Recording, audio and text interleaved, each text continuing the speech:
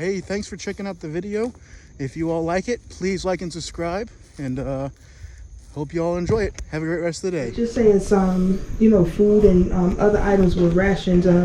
Clothing was rationed during certain seasons of the year. So, of course, when it, the cold seasons, they would, of course, receive clothing that were made out of like heavier materials, so, to combat the cold. In summertime, not as like hot as like the wools and things of that nature. They use linen during the summer, I would presume. You're right. So typically, what was rationed to gentlemen or men would be 2 shirts and a pair of pants, as well as a pair of shoes. And they would have to allow that to be what it was for the entire season. We have things that would have been typically worn by the enslaved women. So here you have what we call a petticoat, the skirt portion, and this is called a shift. And it's kind of like a slip that kind of falls. That's worn as undergarment in a sense. Dress made out of these type of materials. So there was actually an act in 1735 called the Negro Act, and in that particular act, it talked about the type of materials that the enslaved could only wear. So they would, of course, be some of the cheapest materials. And so if we come over to this area here, if you look at these swatches that we have here, these would be things that the items that, just the materials that those items would have been made out of. So you have like denim and some of the other cloths. This one is called the Negro cloth.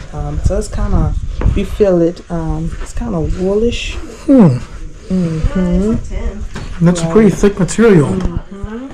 And also other ways that we were able to kind of get an idea of like what they wore back then. If you take a look at this notification here, so this was a notification reference to reward for runaway slave, and so when we look here, it tells like when he left what he had on. So these were ways to kind of make a historical account of some of the things that they wore back then. And if you look here, some of this kind of falls in line with what it says here. A blue frock coat, this would have been that, white pants. I always find interest in these runaway ads because it shows a lot about, especially the clothing too, and it's, and how things were worn and stuff though, and I find it interesting, that kind of stuff, and for that reason, kind of like what you said, like it described what they were wearing at that time and stuff. Right, it kind of helps us to make an account, of what was typically worn then. And here we see, some things with some designs. So some of these items, and you see like the different designs. So this was kind of, how sometimes we wear certain things or wear certain colors to express ourselves. Well, this would be like forms of expression here when we see the fancy designs like that. So I love this color right here though. Isn't it neat? The hunting shirt, the hunting frock there though. I love that myself. That's one. My eyes automatically gravitated to that when I was looking at everything. It's not even that it's different. It just looks so cool. It's it's a unique color. I will say. And so, did you make these though, or? Oh no. I'm not sure if it could have been items that were made here, because they do have individuals that do work on like some of the costumes. Like so, instance, like what I have on, this was like hand sewn. So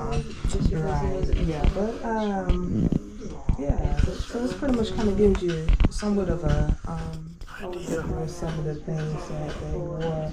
That's so fascinating. It's the detail and all that sorts. It's detail on a lot of the clothing and all. And think about things from a hierarchical standpoint. Also, of course, those that worked in the home or were the skilled slaves, they would be dressed a little better. Of course, those that worked in the field, sometimes their clothing would be patched up because of the type of work they did. And, a lot of times, working in the outside elements, with, sometimes their clothing would be more worn and, dirty because of the type of work. But of course, those that worked in the main house or just those that were skilled, they were, expected to dress a little better. So they would sometimes be rationed different things. Now, one thing, we were just talking about, what was rationed. Some of the things like the ladies, sometimes they would make their own clothing because sometimes they would be given bulks of fabric and the threads and whatever it is they needed to produce the clothing for themselves. And the children, a lot of times it'd be hand-me-downs. Yeah, so that's pretty much what we're looking at with all of these. Did you have any questions? Not offhand.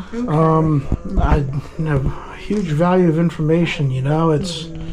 I know that for my own personal kid, it's a struggle because I have a lot of holes and stuff in some of my trousers. Like, oh gosh darn, I gotta learn how to sew it. Then it's like it's kind of been a project per se. Okay. To kind of sit down and not necessarily teach myself how to sew, but it's just my hands. It's like, oh gosh, no, the needles are just so small. It's like, no, I have to sew and stuff though, but then and then on top of that though, it's just the whole process. Like, well, maybe I better leave it to someone who knows what they're doing and who has the patience to do it and stuff. That's me. I'm that person. Yeah. Then on top of that though, I know I had my trousers sewn by my mom or at least fixed a little bit. Gotcha. Last November, and they're already. Oh wow. It's like, gosh darn. So I definitely gotta give a hands off to people who know how to sew and stuff though, and even if you don't have the patience to do it, I still gotta love the people who who know how to do it though. It's like a whole process, and and for me it's like if it's a skill, embrace it. Right, exactly, right. And my thing is, like when we think about like the innovation, back then and how they took like nothing and made it something. Oh yeah, it's the just creativity like, behind it, and it's just like inspiration to the hilt. When you sit back and read those stories, and it's like wow, it was just amazing. So yeah, but I definitely enjoyed talking with you.